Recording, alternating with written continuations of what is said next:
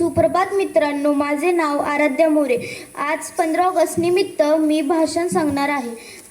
विषय: स्वातंत्र्यानंतर काय गमावले, काय कमावले. स्वातंत्र्य म्हणजे राष्ट्राचे चिरतारुण्य.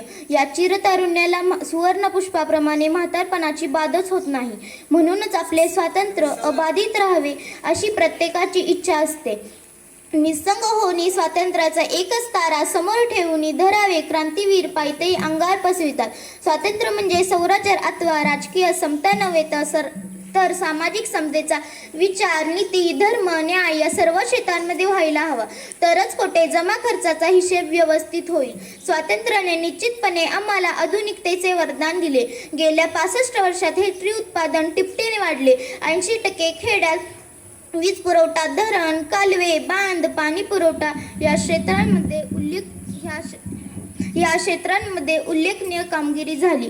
कमकुवत वर्गासाठी धडक कार्यक्रम राबविले. शत्रू सैन्याची बलस्थाने व टेहळणी करणारे मानवरहित विमान तयार केली. देवी, प्लेग यांसारखे रोगांचे निर्मूलन करून आयुर्मान दुप्पट केले. साक्षरतेचे प्रमाण वाढले, दळणवळणीची साधने वाढली आणि भारतीय स्वातंत्र्यानंतर पहिले रेल्वे इंजिन आनंदाची आरोही दिशा घुमवत रुळांवरून धावू लागली. ॲल्युमिनियममध्ये 70 पट, कच्च्या तेलाच्या उत्पादनात 120 पट व कोळशाच्या उत्पादनात 7 पट वाढ केली. अग्निबाण उपग्रह सोडविण्यात 5वा क्रमांक पटकावला. लोकमान्य टिळक, इंदिरा गांधी, यशवंतराव चव्हाण यांसारखे मुक्त विद्यापीठ निर्माण करून गरीब व होतकरू विद्यार्थ्यांच्या उच्च शिक्षणाची सोय केली. विज्ञानयुगात उच्च तंत्रज्ञानाचा स्वीकार केला. स्वबळावर अणुचाचण्या घेतल्या.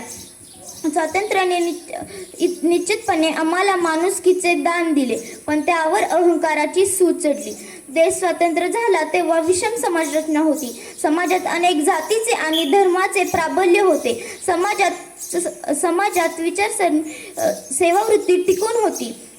त्यावेळी साक्षरतेचे प्रमाण फार कमी होते. देशात गरिबी मोठ्या प्रमाणात होती. समाजात उच्च नीचतेचा विचार होता. या वास्तवाला समोर ठेवून घटनेनुसार लोकशाही, धर्मनिरपेक्षता या मूल्यांना महत्त्व आले.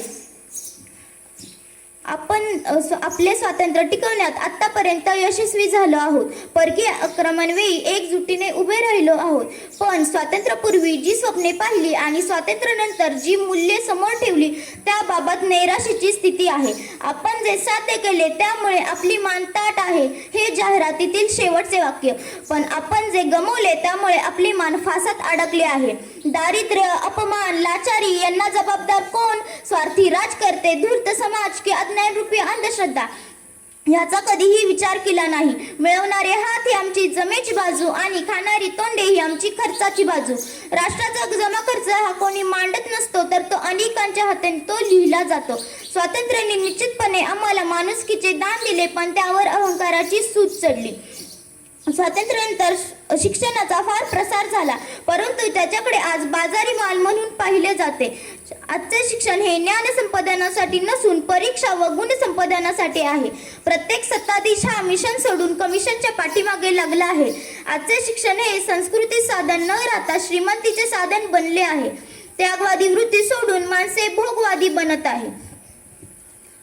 एकाची चैन दुसऱ्याच्या कष्टावर उभी आहे, तर एकाचे स्वातंत्र्य दुसऱ्याच्या गुलामगिरीवर उभे आहे, तर एकाची रंगपंचमी दुसऱ्याच्या रक्तावर साजरी होत आहे.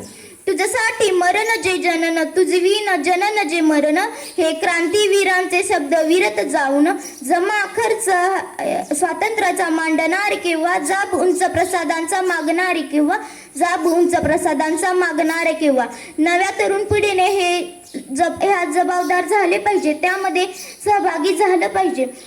तरच आम्ही अभिमानाने म्हणू शकू, बलसागर हा भारत हो, व विश्वात शोभून राहू. धन्यवाद.